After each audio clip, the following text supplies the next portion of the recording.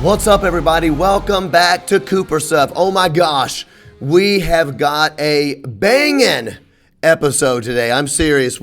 For people who don't have time to sit around reading every single thing that's happening in the world and with COVID and with evangelical circles and this and the other, I've got some bombshell stuff to tell you guys. I think some people are going to be genuinely shocked about this. This is finally going back to our series. This is part 2, the leftward drift of Christian elites. But I name this Part 2, the leftward drift of Christian elitist COVID bullies. Now, some people are going to be like, oh, I don't like all this stuff with COVID. I think here's the deal. For people that don't sometimes agree with me, for people that haven't agreed with me about A, B, or C, or D, I think if you watch this, I think you are going to actually see that Cooper Stuff is a lot more reasonable than many of our Christian elites. I think you're going to find that my positions have actually been a little bit more reasonable, and we are approaching the time, I think we're past the time, that a lot of these Christian elite, whether we're talking about pastors, influence, platform people, it's time for them to apologize because they have put a yoke onto evangelicals, Christians that they should not have put on. That time is coming. I think it's already passed. They should have already apologized. But the time is coming where they are not going to be able to run from it. Do I think they will apologize? No, I do not think they will. But I think that we need to look at it so that we can know what our voice is supposed to be. So I'll tell you what, do me a favor. Tell people about this episode if you like it. Go to iTunes, give it a 5-star rating. If you're like, it's not quite 5, it's 4, that's fine. If you think it's not 4, it's 2 or 3, then just don't go there and pretend you never saw it. Tell somebody about it on YouTube. Let's get our YouTube numbers up. Forward it to somebody. Do what you need to do because it is time for the rise of the normies. That is people like me and like you. We just want straight truth. We want to know what the Bible says about stuff without being shaded and jaded by political interests and all sorts of things. So I'm going to shut up and let's jump into Cooper Stuff.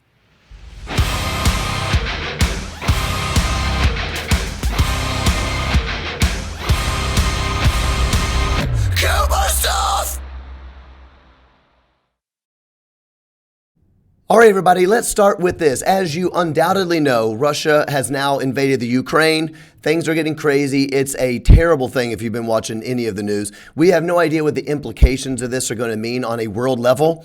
But what we know for sure is that this is going to affect the world economy, inflation, all the things that you've already seen. What that means is that it is going to change the value of your money, your 401ks, things like that. You may want to consider what I have done, which is put a little bit of my money into gold, silver, precious metals, that sort of thing. I get all of my gold and silver from SD Bullion. You know that I like this company. SD Bullion was founded by 2 Christians. It is one of the largest, lowest price, and most trusted precious metal retailers in the country. Unlike US dollars, which can change, as we're seeing right now, in terms of their value, gold and silver cannot be printed and have been used for investing and money for thousands of years. Whether you would like to put gold and silver into an IRA or if you want to ship it straight to your door, which is what I've done, SD Bullion can help you diversify into precious metals.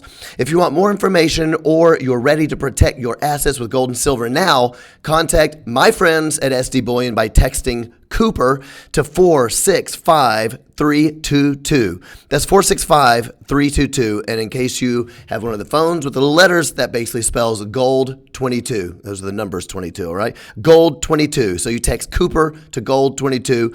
They'll send you a free gold and silver investing guide with an exclusive discount on your first order. So again, all you got to do is text it. They'll send you stuff. You're not making a huge commitment by doing so. I would check it out. We don't know what the future holds. It might be worth looking into.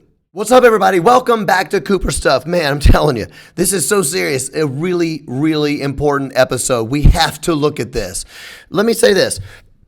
By the way, I just got off stage, literally got off stage, finished my stuff. It's midnight, and this is so important. I've got to do a good job on it. So I'm here making it happen, all right? Because this is really important.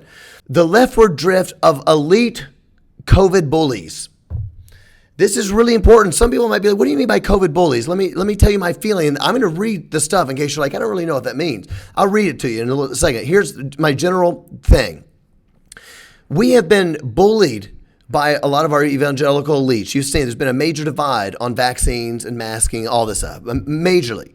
There has seemed to me, which is why I recorded an episode last year, to be a push from our elites, the evangelical institutions, whether it's, as we said, TGC and all these various things. We're going to name names, by the way, you have to get the vaccine. If you don't get the vaccine, you're not being a good Christian. You're being a bad person. You don't love people. Love thy neighbor, this and the other. All of that has been going on.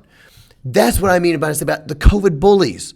I do not mind people disagreeing with me on this. I don't like the kind of spiritual bullying, if you will, that's happening from people who you would trust that are saying, well, you have to do this and this and this. It's confusing. That's my general thesis of this whole series. Our elites are letting us down because they are confusing us. They are applying scripture poorly.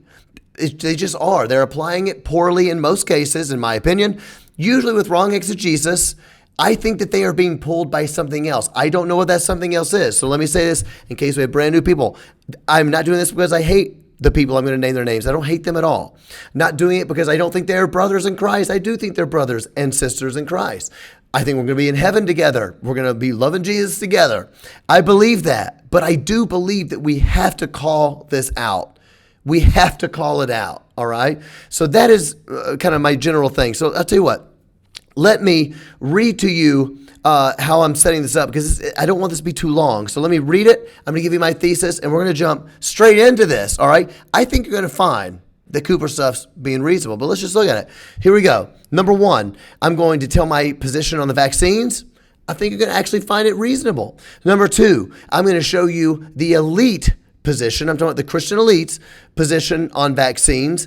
I think you're going to find it less reasonable than mine, to be honest. And the irony is that elites would accuse people like me. They don't accuse me literally because they don't know who Cooper stuff is. But they accuse people like me and like a lot of you. They accuse us of just making everything political. Vaccines shouldn't be political. Blah, blah, shouldn't be political. Your rights shouldn't be political. I think that they're actually being political. I think when I read you what they have to say, I think you're going to say, you know what? Cooper stuff is a little bit more reasonable than I thought. Certainly more reasonable than the elites are. Next, I am going to read you a few new things of where we're at on COVID, a few things that are happening in the world very quickly so that you can understand the framework leading in to part 4, which I think is a bombshell article. Some of you may have heard of this. It came out about 4 weeks ago in the Daily Wire by Megan Basham about how evangelical leaders were used to push the COVID narrative from the power, from the government. Let me tell you my thesis, my overall thesis, and then we start doing these part 1, 2, 3, and 4. My thesis is this: is the dogmatism of Christian elites, is the dogmatism of Christian elites that demand that we get the vaccine under a love your neighbor approach, is it reasonable in light of, 1, the government lying, changing, and misleading us on COVID information. 2, the media's complicity in spreading propaganda and maligning anybody who disagrees.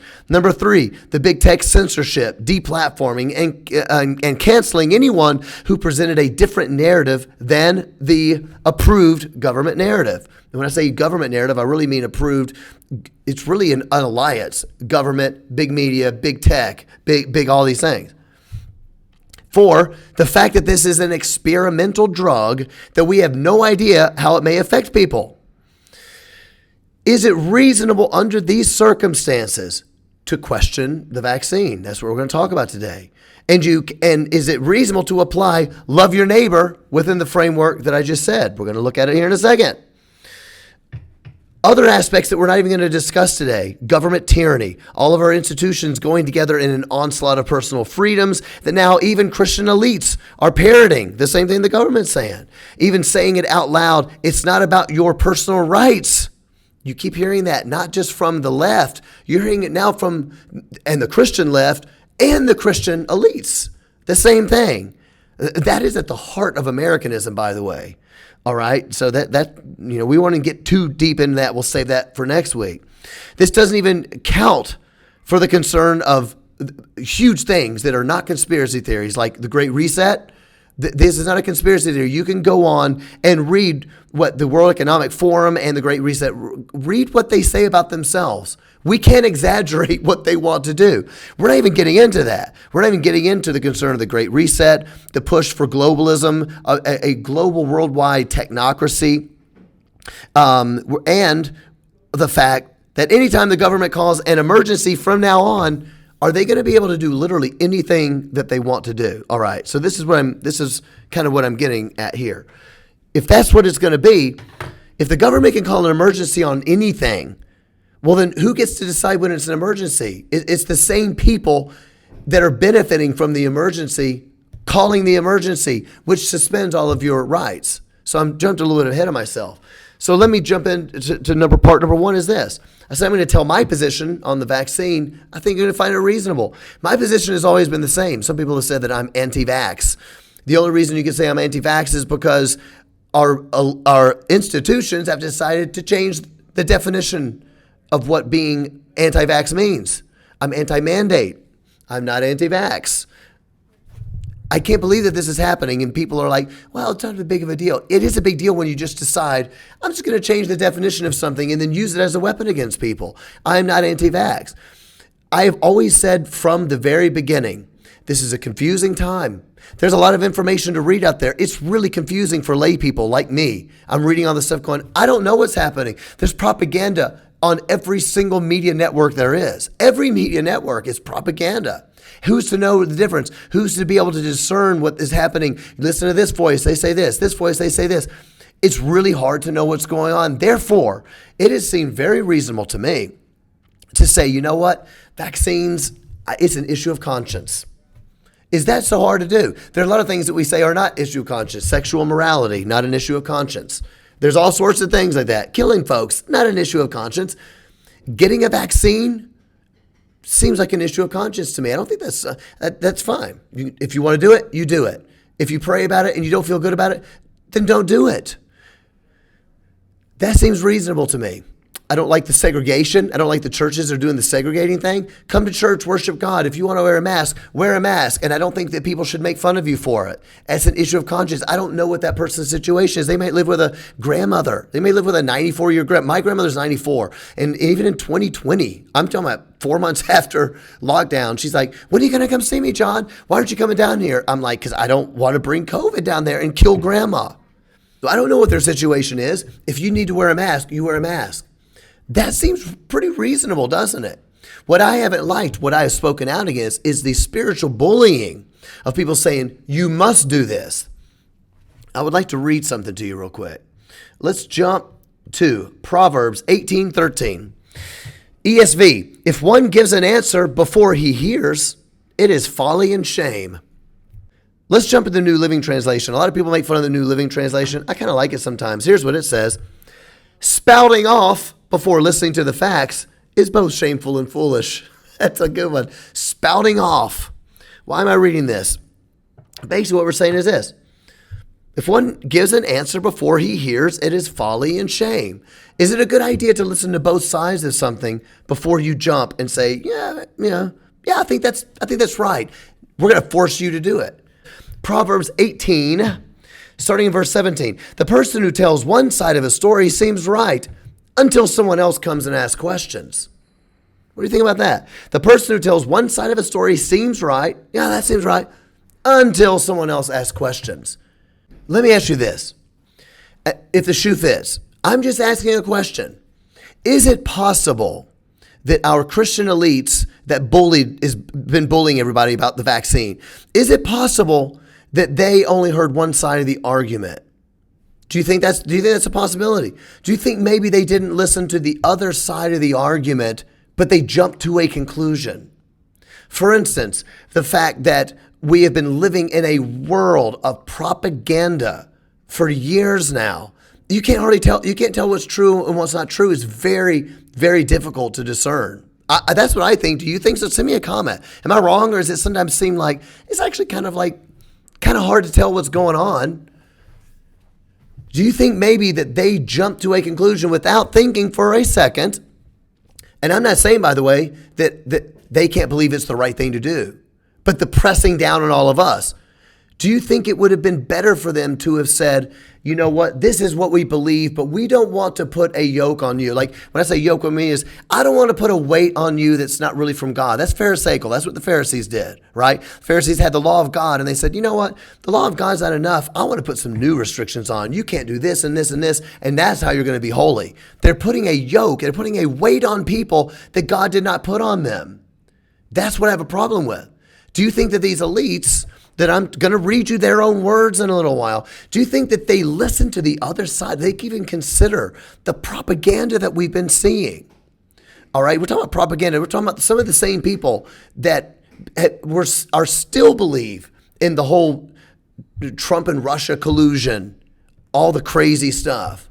We're talking about networks that have been lying for years. I can't even think about all the things they lied about. We're talking about propaganda. Do you think they even considered the other side of the story, which says it is kind of weird that like our medical establishments and the CDC and the FDA, that they're all kind of lying to us a little bit. It's kind of weird that they had to do an emergency order to get the vaccine done. I get why they did it, by the way. They had to do the emergency order because otherwise it's going to take you 5 or 7 years to get a vaccine. Why? Because you have to see the effects of the thing.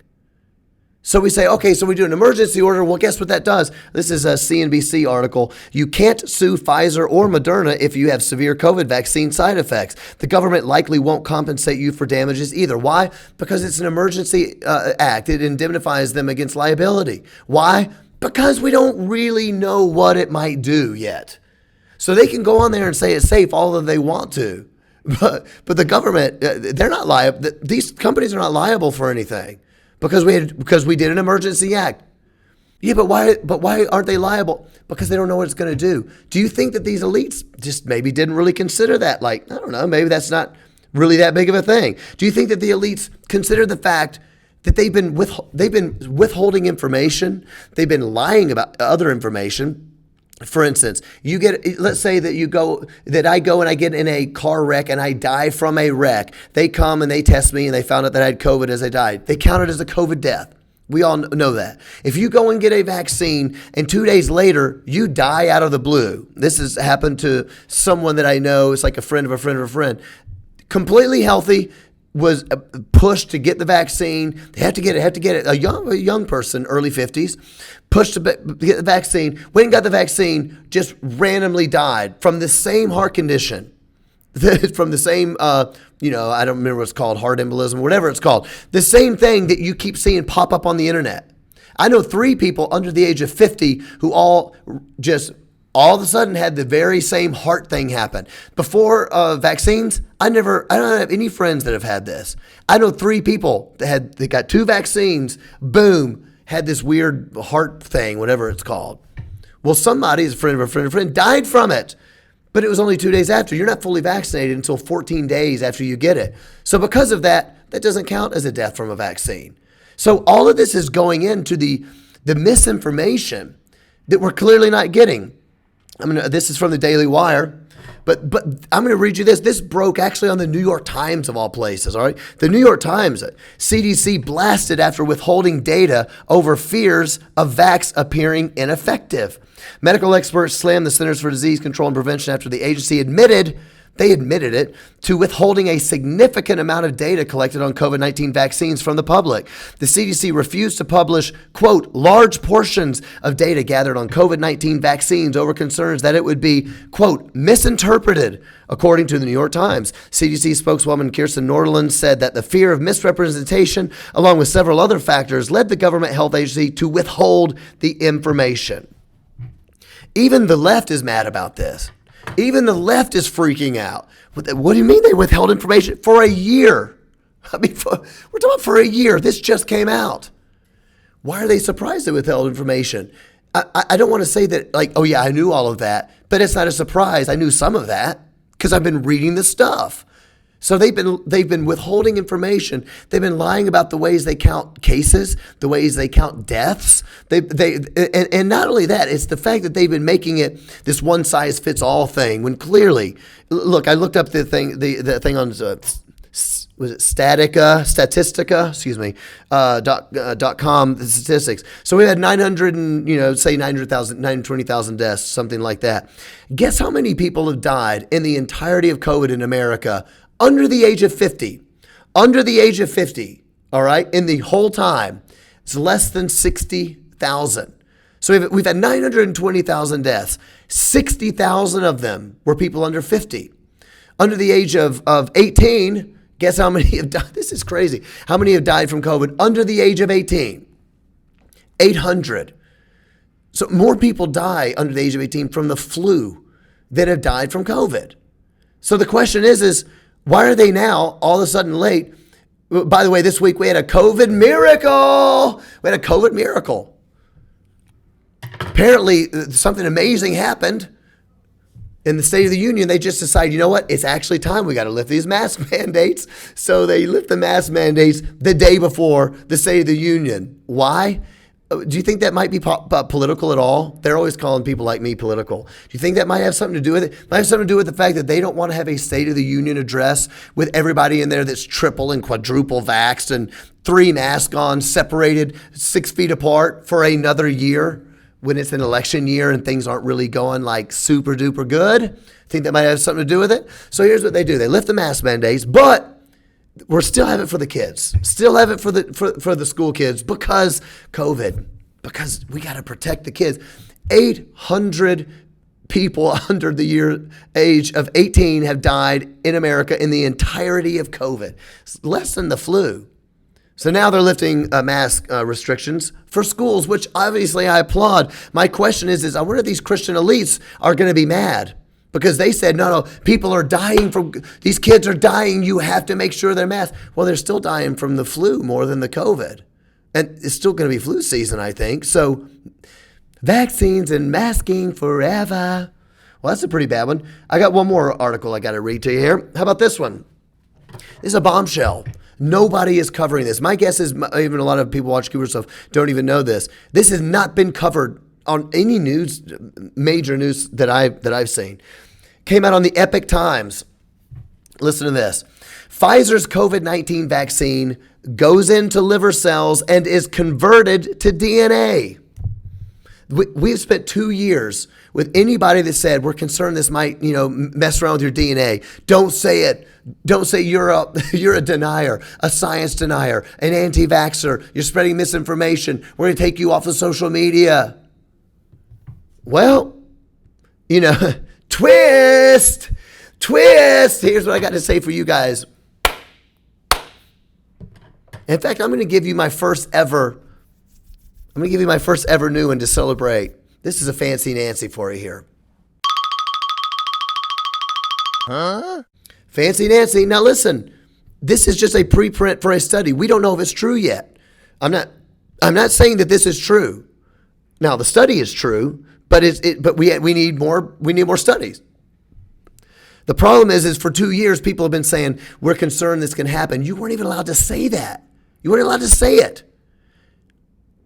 One side of the argument sounds right. Yeah, I think that's probably true until you hear the other side. Our elites were not listening to the other side, even if it's a possibility that this is true. I'm going to read you 2 sentences. You're not going to probably understand it because I don't. Pfizer's COVID-19 vaccine goes into liver cells and is converted to DNA.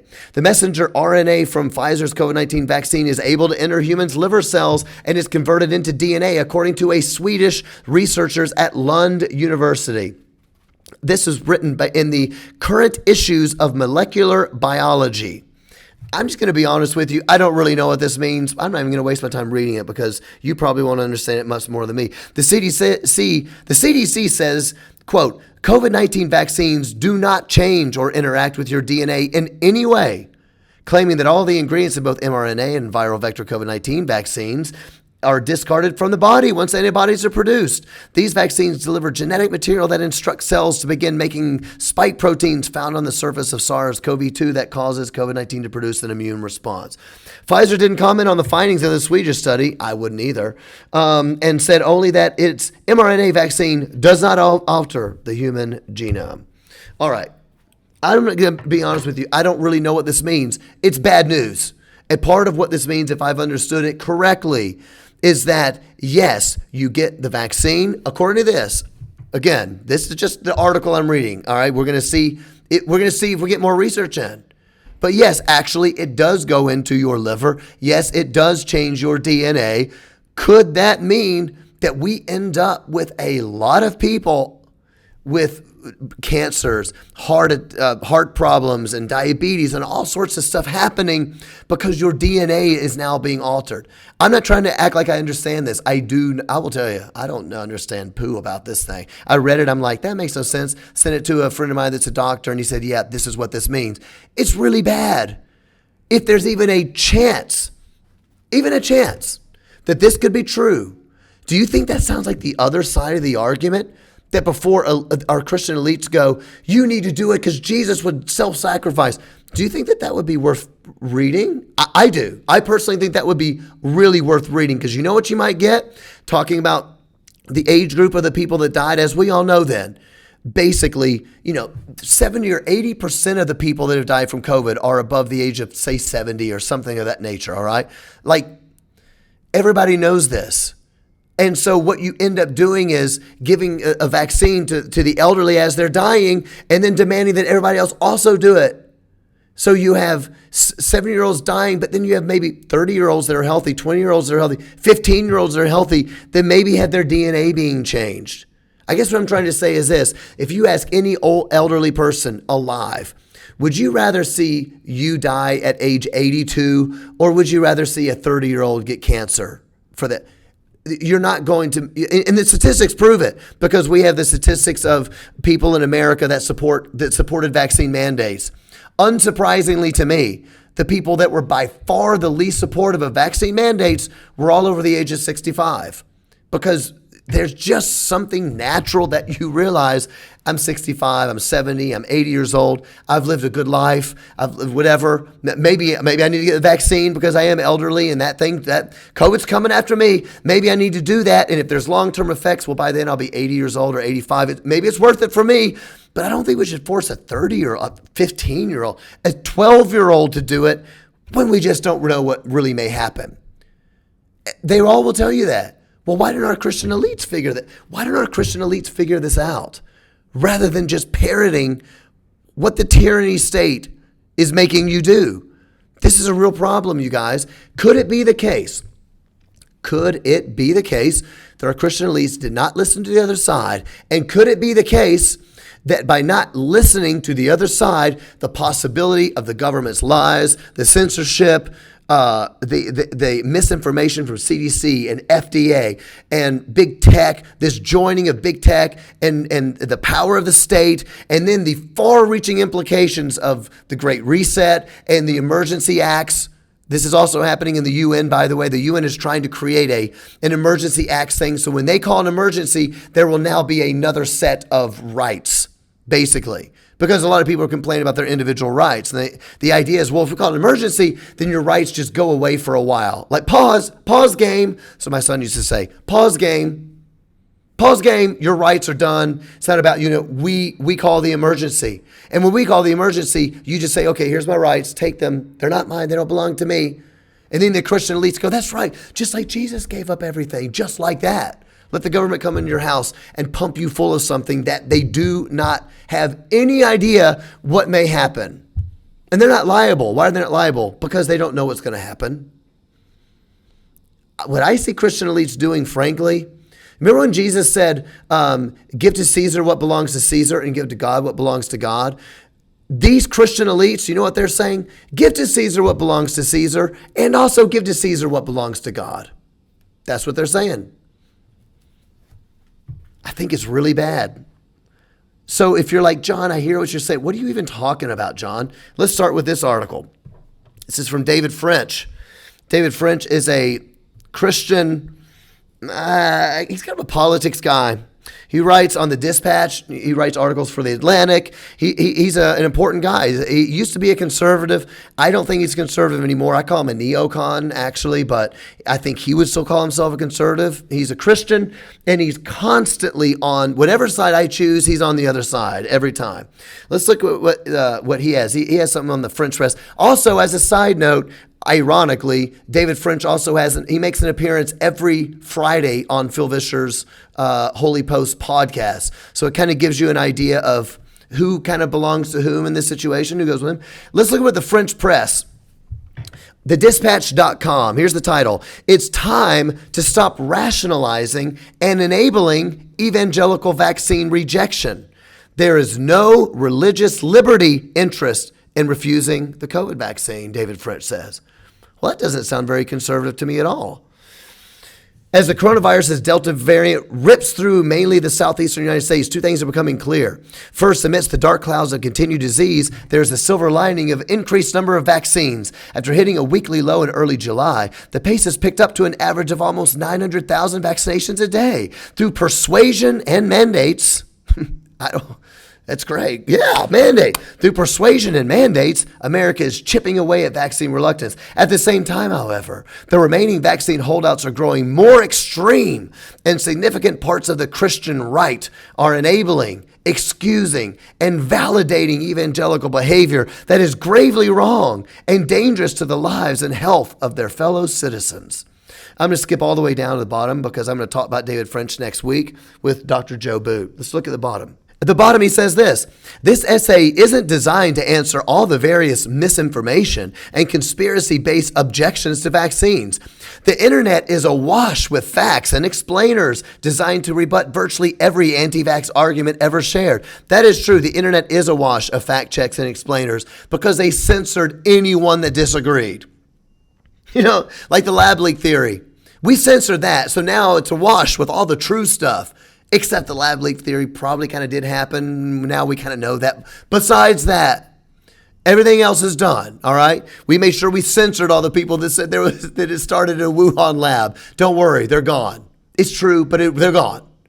We censored everybody that said that cloth masks don't do anything at all. We censored them. So the internet's awash with the facts about cloth masks. Well, yeah, that's not really true either, but we could keep going. But I won't. Listen to the last sentence. This is the doozy. Here we go, David French. But it is increasingly clear that many of the remaining holdouts need their hearts to change before their minds will change. It's their moral framework that's broken. Oh my God, my moral framework is broken. It's their moral framework that's broken. And when that framework is broken, reason and virtue have difficulty penetrating a hardened heart. Now, this is a Christian commentator. David French thinks that he's like a Christian ethics guy, all right? And I don't hate David French. I'm not trying to burn him down. I'm just saying we're always on the opposite side. He is not a nobody. David French is a big guy. David French I would even call him on the Christian intelligentsia. He would not be my vote to be on the Christian intelligentsia, but he's on it. So the question I have about this is this. This isn't just some rando guy writing something. When he says this, that it's your moral framework that's broken because you have a hardened heart, that's biblical language. Now, I want to hold a little piece of benefit of the doubt that maybe he doesn't mean it in a biblical way, but here's the thing. David French thinks that he's the most biblical writer there is. If you read any of his stuff, you will find out David French in fact, there was a joke, Seth Dillon from the Babylon Bee, when this article came out, Seth Dillon subtweeted. He took a photo of it, and then Seth Dillon said something like, I forget the name of the book, but Seth Dillon said something like, it's too bad when we were writing our book, How to Be a Perfect Christian, that we didn't actually just contact David French for him to tell us. That's what David French is kind of like. He actually thinks, I have the moral framework, I have the biblical framework, and I'm going to apply it in a biblical way that people can understand it. So I'm giving him the benefit of the doubt that maybe he doesn't mean this, but I say it because, do you know what the Bible says? You have a hardened heart? Like, think about who has a hardened heart in the Bible. Who could it be? Pharaoh. We're talking about somebody that denied God. He denied God. He denied truth. He refused God, and God hardened his heart. That's not good. Other examples of hardened heart, what we see in the New Testament is that before we meet Christ, every human being is born with a hard heart. It is a heart of stone is how the Bible says it. And because of Jesus' death, on the cross and resurrection because of the blood of Christ, when you repent for your sins and you are born again, God removes a heart of stone and he gives you a brand new heart of flesh. That's what the Bible says. Heart of flesh is soft. Heart of stone is hard. There is no time in the Bible that we talk about hardened hearts outside of something really, really, really bad. You have a broken moral framework if you weren't willing to get the vaccine. This doesn't even mention the fact of natural immunity. What if you say, John, I actually really believe in vaccines, but I did have natural immunity, so I didn't. Well, you know what? You've got a broken framework. Your heart is hardened. That's not good, you guys. That feels a little bit like a yoke you should not being put on somebody. I'd be fine for David French to disagree with me and say, I actually think that this is what Jesus wants. I think it's the best thing to do. But you don't have to start judging other people that they don't agree with this is an issue of conscience. You're ignoring all the other stuff. Let's see another doozy. This is actually going to be from churchleaders.com. Beth Moore calls out unvaccinated, unmasked Christians. This is, you can go look it up if you want to. Here we go. Here's a Beth Moore tweet for you. Stare in the face what some of you are saying. My rights are more important than your life. Sorry, not sorry. All caps. My rights are more important than your life. Sorry, not sorry. If you're not going to get vaccinated, for the love of God, put on a mask in public places with vulnerable people. Go ahead and unfollow me. I don't care. Follow Jesus. The irony of this whole situation is any Christian elite that would say, trust the science, I would just be like, dude, you haven't been doing your stinking homework. Who can trust the science? Even SNL's making fun of it now. SNL had a skit last week that people are freaking out about. Even SNL, Saturday Night Live, all the lefties are making fun of how the science changes. They're making fun of, where's Dr. Fauci? It's like, where's Waldo? Where in the world is Dr. Fauci now? Where is he? Dr. Fauci, remember the science become flesh? Where is he? Nope. He ain't here. Nobody knows where Dr. Fauci is because the science kind of keeps changing, kind of sciencey. Well, Beth Moore is saying the science, you must follow the science. The irony being that even when she tweeted this, because I reported it on Cooper Stuff, said the irony really is actually that we all know now that people who have been double vaccinated and wear a mask can still get COVID and can still spread it. So even the idea of get vaccinated or wear a mask. Well, actually, then everybody needs to wear a mask. Read the science. I don't believe the science is God personally. That's kind of my thing. Not really into that kind of idolatry. Some people are. Best-selling Christian author Beth Moore's tweet calling out Christians who politicize the COVID-19 virus. That's it. We are politicizing. We're the ones politicizing it. Not Beth Moore. She listened to both sides of the argument. She saw, yeah, there's propaganda. Yeah, there's this. Yeah, we don't know what this might do to kids. Yeah, who knows? Maybe it changes your DNA. We just don't know. Yeah, there could be some vaccine problems and adverse reactions. We don't really know because the VAERS reports are that people are lying about them. They're not being turned in properly. People are miscounting stuff. But besides all of that, why are you being political and not wanting to get a vaccine? Amazing to me. Moore's tweet began with, quote, if we are in Christ, it is unconscionable for us to in any way politicize this virus. What on earth are we doing? Our sides are not more important than lives. Adding that Jesus calls Christians to, quote, serve sacrificially. Her frustration evident, Moore added, for the love of God, we got to love our neighbors, even our enemies. Quick, give your kid a vaccine. Yeah, they might get cancer, but we got to save some 85-year-olds. For the love of God. Let's keep going. The Living Proof Ministries Bible teacher made it clear she wasn't talking to non-Christians. So we're talking to you. Here it is. This is the doozy quote for me. Quote, for all our Jesus talk, where on the ever-loving earth is our Jesus walk, she asked. Jesus wasn't playing when he called us to a whole different ethic from the world. We're not loudmouth boasters. We're servants. We serve. So here's the thing. You got David French saying that if you haven't got a vaccine, your heart is hardened. You have a broken moral framework. Beth Moore is saying basically a version of you're a whitewashed tomb, if you don't get it, which is, I hear your Jesus talk. I hear the talk. I don't see the walk. That's sort of like cleaning the cup on the outside, but it's dirty in the inside, which is an awesome cut down from the Bible. Jesus said it to some people. My personal favorite cut down, I think, is the whitewashed tombs. Outside, just cleaning that tomb. Look how pretty the tomb is, and there's somebody dead on the inside. That's a little bit what you're like if you don't get the vaccine. And sorry, natural immunity. She's not even reading the science. She's not even reading the science that she's basically like, I guess, believes into it like an incredible degree for whatever Dr. Fauci said this week. I find this kind of stuff really bad. So now we're back to my question. Are the elite, and there's more, by the way. By God, I'll jump into this thing right here. Okay, guys, I do have to apologize. This article is so long, but you guys, it is so stinking good. You have to hear this. This is from the Daily Wire. Honestly, it's worth getting the Daily Wire for this alone. This is Megan Basham, who writes opinions for Daily Wire. She is a Christian, by the way. Here we go. You ready? Here's the title. Listen to this title. How the federal government used evangelical leaders to spread COVID propaganda to churches. Hello. In September, Wheaton College Dean Ed Stetzer interviewed National Institutes of Health Director Francis Collins on his podcast. Remember the name Francis Collins? Francis Collins was the head of the NIH, okay? His podcast, Church Leadership, about why Christians who want to obey Christ's command to love their neighbors should get the COVID vaccine and avoid indulging in misinformation.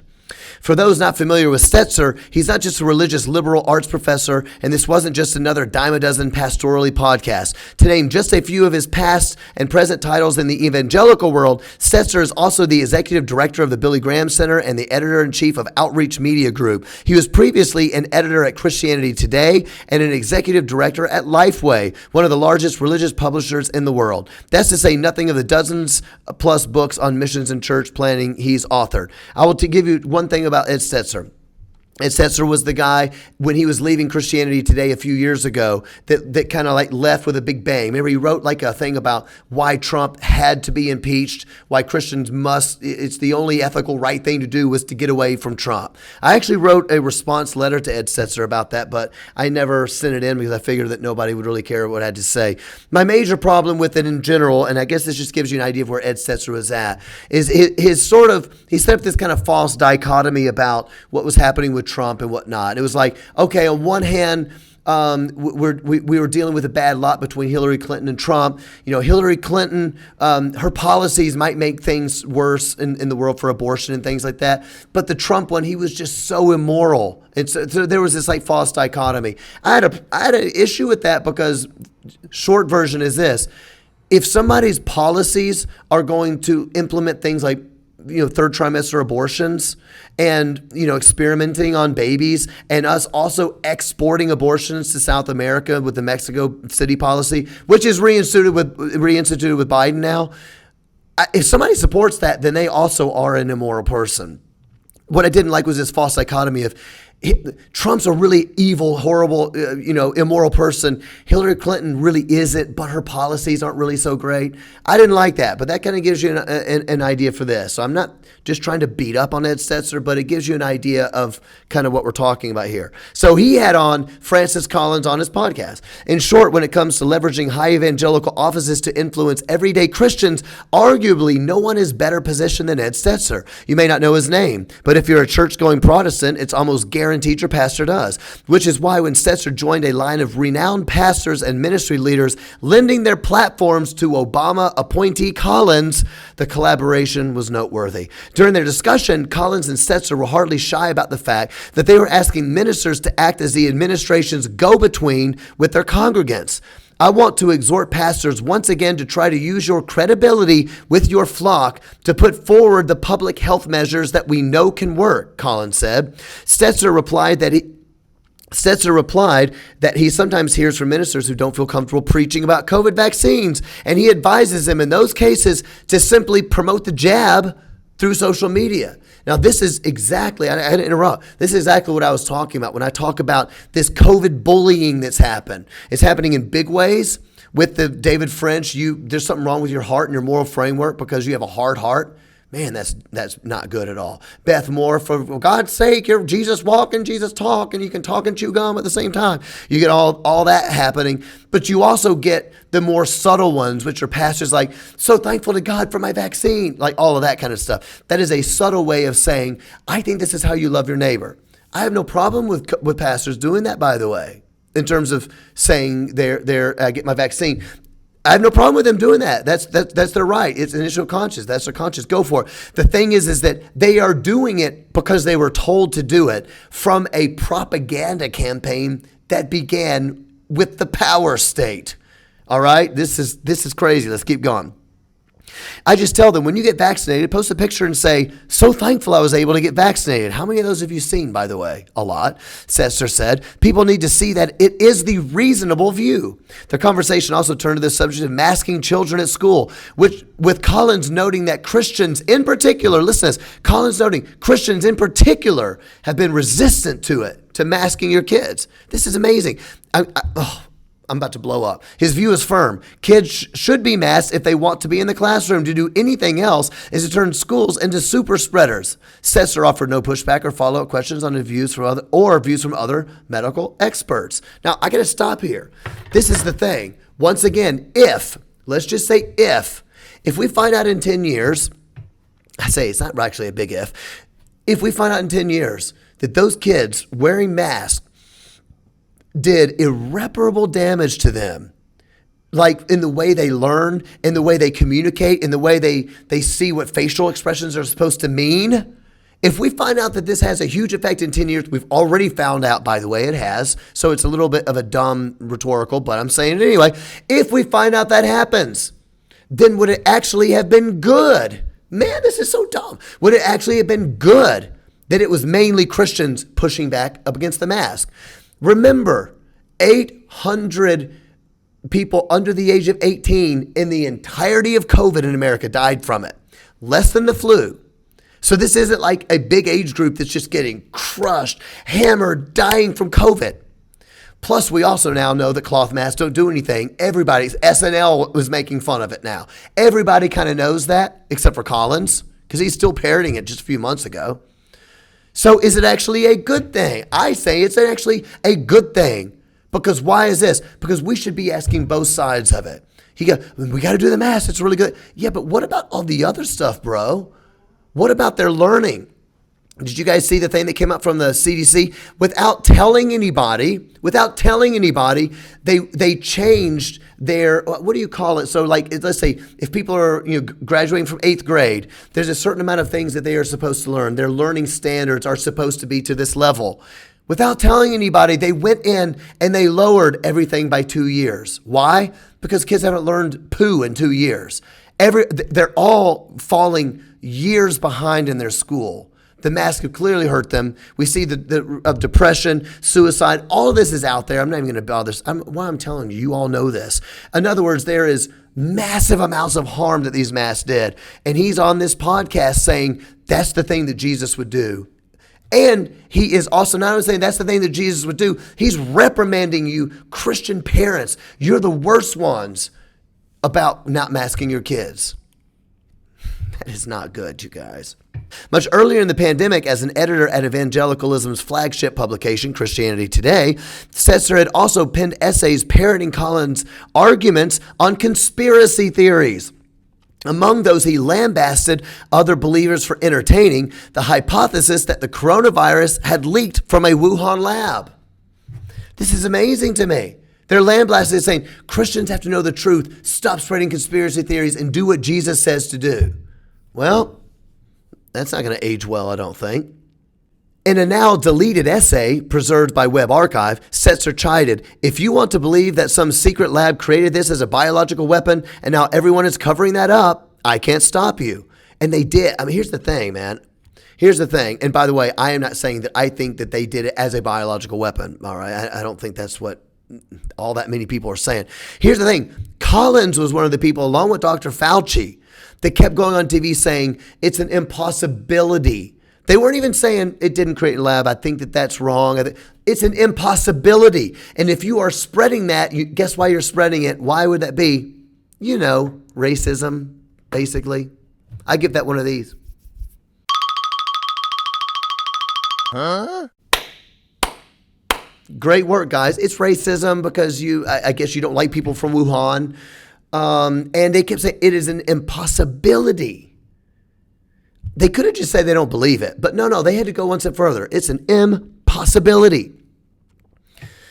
It may seem strange, given the evidence now emerging NIH-funded gain-of-function research in Wuhan, to hear a church leader instruct Christians to repent for the sin of discussing the plausible supposition that the virus had escaped from a Chinese laboratory.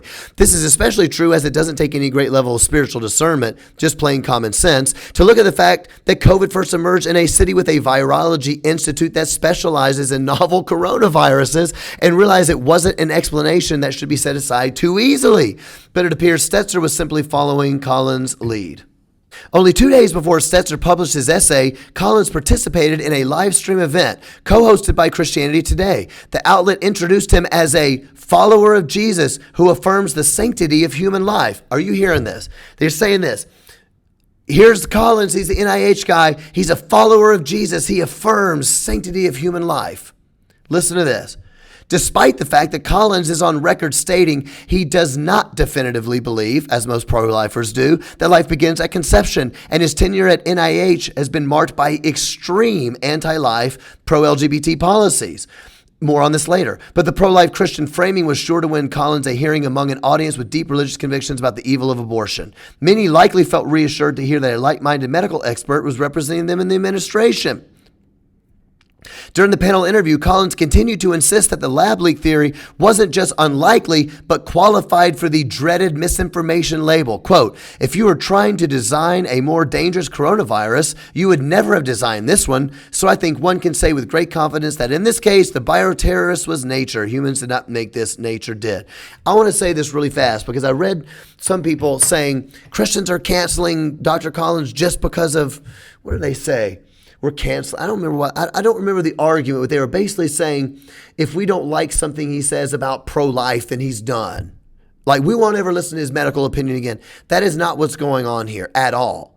Most Christians don't care if the head of epidemiology is a Christian or not. Are they good at their jobs, right? Are we getting actual information? That's what we care about. The reason this is so, in my opinion, shameful is the only way I can say it. The reason this is so shameful, let me explain this. The reason it's so shameful is because the reason that they told all these people that Collins was an he loves Jesus and he's pro-life. Why do they say that? They said it because everybody knows that there's so much propaganda. No one knows what to believe. We're all so frustrated. We see Dr. Fauci go on TV and say masks don't work. They don't do what you think. That's just a thing. It might make you feel better. He said. It's not giving you the protection you need. You don't need that thing. And then 3 months later, they're all saying, well, he only did that, because they want to save the N95 mask for the medical workers, and you don't want to, so just wear a cloth mask. We're so tired of seeing this, we don't know what to do. Now enters in Stetzer with Collins. He's a man who loves Jesus. What they were trying to do was say this, I know you don't know who to believe. This guy loves Jesus, which means he's committed to a moral framework of ethics that he would not lie to you. That's the reason it's so nefarious. It's the reason this is so shameful. I have a real problem with this. I would have less of a problem if Stetzer just brought in Collins and said, hey, he's an expert on whatever, we're going to do it. What they did was get Christians to go, well, this guy wouldn't lie to me because he's a Christian. So now we need to listen. But it gets a lot worse than that. Back to the article. It was the same message his subordinate, Dr. Fauci, had been giving to secular news outlets, but Collins was specifically tapped to carry the message to the faithful. As Time magazine reported in February 2021, while Fauci has been medicine's public face, Collins has been hitting the faith-based circuit and preaching science to believers. Certainly the Gospel Coalition, a publication, we talked about Gospel Coalition a few weeks ago, a publication largely written for and by pastors, didn't probe beyond the, quote, facts Collins offered or consider any conflicts of interest the NIH director might have had before publishing several essays that cited him as almost their lone source of information. As with Christianity Today, one article by Gospel Coalition editor Joe Carter linked the reasonable hypothesis that the virus might have been human-made with wilder QAnon fantasies. It's basically saying, if you're freaking out, if you think this is made, maybe it's made in a lab, then you're just like the QAnon people. You got to listen to the other side of the argument. I don't know how anybody honestly could be that, that's really naive. It's a really naive statement. That's why I go, is there something else going on here, guys? Because my 15-year-old kid was like, there's a lab in Wuhan, and it started in Wuhan. My 15-year-old kids are like, I wonder if it came from the lab. Yeah, everybody kind of did. I find that kind of really hard to believe. Don't be QAnon. Don't say something's going to be a QAnon like things that are true now that everybody kind of knows. Of course, Stetzer and the Gospel Coalition had no way of knowing at that point. Collins and Fauci had already heard from leading U.S. and British scientists who believed the virus had indeed escaped from a Chinese lab. All right, I'm just going to move on. Basically, there were other scientists saying, we actually do think this. Here's the evidence of why we think it has to have been happened in a lab because of this and this and this and this. We actually think it had to be man-made. They already had that. They were already spinning. I'm going to move down there because there's just so much more. Russell Moore comes on it. Russell Moore is the head of the ERLC, which is the Southern Baptist wing of the, what is it called? Ethics and Religious Liberty Commission. Russell Moore is a lefty. That's just the way it is. Not saying he's not a Christian. He's just a lefty, and mainly everything he says is lefty. So at first, Russell Moore says, he's talking about masking. This is not a political statement. He's talking about masking. This is not an invasion of your personal freedom. This is a life-saving medical device. Even in late 2020, the claim was highly debatable among medical experts. As hematologist, oncologist Vinay Prasad wrote in City Journal this month, public health officials like Collins have had a truth problem over the entire course of COVID, but especially when it comes to masks. Quote, the only published cluster randomized trial of community cloth masking during COVID-19 found that cloth masks were no better than no mask at all. This is true. I reported this. At this point, even the CDC is backing away from claims that cloth masks do anything. Yet none of the Christian leaders platforming Collins evidently felt it was worth exploring a second opinion. And the list of pastors who were willing to take a bureaucrat's word that matters, that could have been left to Christian liberty, yes, were instead a test of one's love for Jesus. Former megachurch pastor Tim Keller's joint interview with Collins included a digression where the pair agreed that churches like John MacArthur's, which continued to meet in person despite COVID lockdowns, represented the, quote, bad and ugly of good, bad, and ugly Christian responses to the virus. So Keller's saying MacArthur's doing church, and that's bad and that's ugly. That's not good. That's not good. We can't be doing that. The state said something, and the state is always good. During Saddleback Pastor Rick Warren's special broadcast with Collins on behalf of the Health and Human Services, he mentioned that he and Collins first met when we were both speakers for the billionaires and heads of state who gather annually in Davos, Switzerland for the World Economic Forum. That's the Great Reset, people. This is amazing to me. The World Economic Forum. They reconnected recently, Warren revealed, at an off-the-record meeting between Collins and key faith leaders. Warren did not say, but one can make an educated guess at who convened that meeting and for what purpose. Blah, blah, blah, blah, blah, blah, blah. Once again, Warren and Collins spent their interview jointly lamenting the unlovingness of Christians who question the efficacy of masks, specifically framing it as a matter of obedience to Jesus. Quote, wearing a mask is the great commandment. Love your neighbor as yourself, says Rick Warren.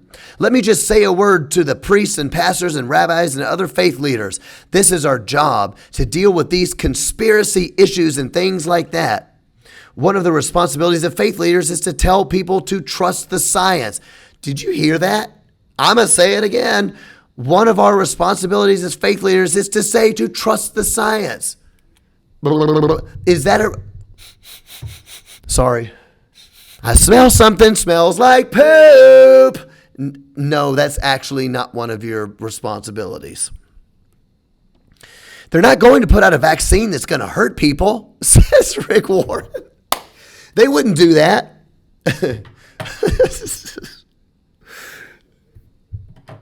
Have you read any history, even American history? Ask African-American people in America how they feel about that. There's a very dark history of things like this. This is just amazing to me. They wouldn't do anything because government is good.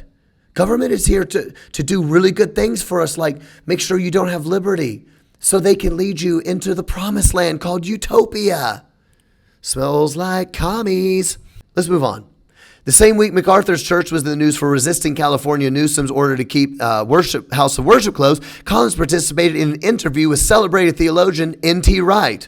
During a discussion where the NIH director once again trumpeted the efficacy of cloth masks, the pair warned against conspiracies, mocking disturbing examples of churches that continued meeting because they thought the devil can't get into my church or Jesus is my vaccine, lest anyone wonder whether Wright experienced some pause over lending his reputation as a deep Christian thinker to Caesar's agent.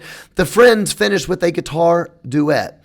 Even hipster Christian publications like Relevant, you guys know Relevant magazine. The long name of Relevant that I made up is Relevant to the World, Irrelevant for the Gospel. I made that up. TM.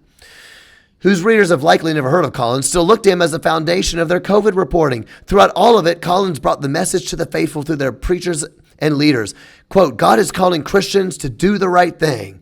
And none of those leaders thought to question whether Collins' right thing and God's right thing must necessarily be the same thing. Why not, as Warren said of Collins in an interview, he's a man you can trust. Oh, this is getting juicy. It's getting juicy, and I like the way it tastes. Next section, a man you can trust. Perhaps the evangelical elite's willingness to unhesitatingly credit Collins with unimpeached honesty has something to do with his rather Mr. Rogers-like appearance, blah, blah, blah, blah, blah. Going by his concrete record, however, he seems like a strange ambassador to spread the government's COVID messaging to theologically conservative congregations. Other than his proclamation that he is himself a believer, the NIH director espouses nearly no public positions that would mark him out as any different from any extreme left-wing bureaucrat. He has not only defended experimentation on fetuses obtained by abortion. Do I need to say that again? This is just unbelievable. He not only defended experimentation on fetuses obtained by abortion, he also directed record level spending towards it. Among the priorities, the NIH has funded under Collins a University of Pittsburgh experiment that involved grafting infant scalps onto lab rats, as well as projects that relied on the harvested organs of aborted full-term babies. Some doctors have even charged Collins with giving money to research that required extracting kidneys, ureters, and bladders from living infants. He further has endorsed unrestricted funding of embryonic stem cell research, personally attending President Obama's signing of an executive order to reverse a previous ban on such expenditures. Keller, Warren, N.T. Wright, and Stetzer all publicly lauded him as a godly brother. When presenting Collins to Southern Baptists, Moore gushed over him as the smartest man in a book club that he attends and blah, blah, blah. Such luminaries of the Christian intelligentsia as the Atlantic's Pete Wanner and the New York Times' David Brooks. In October, even the Collins funding of the University of Pittsburgh research had become widely known. Moore continued to burnish his friend's reputation, saying, quote, I admire greatly the wisdom, expertise, and most of all, the Christian humility and grace of Francis Collins. I personally don't think Christian humility involves grafting infant scalps onto lab rats. I know I'm kind of a fundy like that. It's what I do here.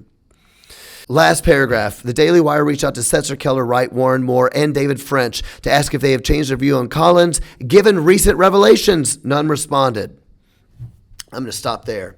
I'm going to finish this podcast with this.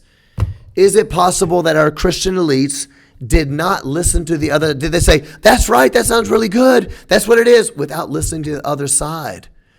Is it possible that you would have to be somewhat, I don't know what the word, I don't know if blind, I think willfully blind might be a good way to say it. I am not saying they can't come to a different conclusion than me as an issue of conscience. But do you have to be a little bit willfully blind to not notice all the things I've already talked about? Some of them have even come out now. We have research saying actually the vaccines may actually change your DNA. We're going to find out. We know now for over a year that the CDC was purposely withholding information. Why? Because we don't want people to misinterpret it and think that vaccines weren't effective. We have no idea what that information is going to hold. We know that the VAERS reporting system is flawed. They've been lying about the amount of people coming into the hospital, what they come in with COVID or from COVID. Do they die with COVID or from COVID? We know how many people died in which categories, and what we find out is that 70% of them were all above the age of 70 or 80 years old or something like that. All of this stuff happening. If you look at all of that and you think there's even a chance that God forbid, but if there's even a chance that 5% of the people that had this vaccine end up with cancers, you're talking about a lot of young people. Their DNA's changed. They're 15 years old. Some of them were 10 years old, 20 years old, 30 years old. Who knows what that's going to be? If there's even a chance, how could you be so willfully blind towards that? Which leads me to my last point. Not only is it time for them to apologize for the bullying they did, they can do whatever they want to do. They can even say, I personally think this is what God wants me to do. I think this is loving your neighbor personally. They could say that. They didn't just say that. They bullied us into it. They called us bad people. Some of them even called us, like, basically there must be like a weird Christian nationalism. It's my rights and I'm not getting the vaccine, which Christian nationalism borderlines on this sort of white evangelical racist tinge, usually when they say it. The bullying for you to do something. The worst part about all of it is that they are being driven by politics. That's the worst part. Is it possible that now we have an unholy alliance with all of our institutions, the power state, even on a bigger level, the global socialistic kind of global technocracy, the Great Reset, all these things that are actually happening, the emergency orders, the UN wants to say, we're going to create an emergency order, so when we create it, all of your personal liberties go, and we set the new rules, and we also kind of call when there's an emergency too, all right? All of that going on, joined up with big media to push their narrative about COVID, and about the fact it has to be an emergency so they can get all the stuff done from the power state. Also join with the institution of big tech, who is going to censor anybody that says, I think it may have been a lab leak theory. Anybody that said, I don't think these masks are really doing anything. Anybody that said all this stuff that ended up being true, all these institutions, and now they are joined up with the Christian elites. The Christian elites that have the power for pastors to listen to them. They can go on TGC and write their think pieces. David French can write all of his stuff, and all the Beth Moore and all these people that we're just mentioning can go on and basically say, if you don't get a vaccine, then you have no Jesus walk. You're clean on the outside, dirty on the inside. You might have a hardened heart. You may have a broken moral framework. If you want to look at what is dividing the church in America, with all these people that keep saying that people like Cooper stuff, it's just because you're all so political. You know what? You need to take a look in the mirror, man. You need to take a look in the mirror after you demanded that we give to Caesar what belongs to God. I hope you enjoyed this podcast. Peace. Read the Bible. Cooper stuff!